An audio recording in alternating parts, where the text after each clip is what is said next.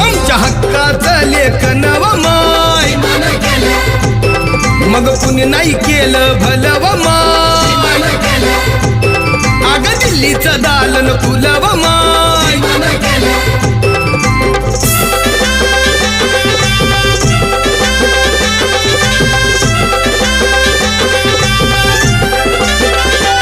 तुमच्या पोरानं शाळेत शिकावं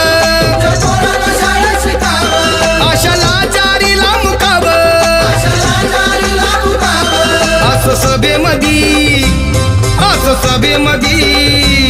असं सभेमधी भाषण व माय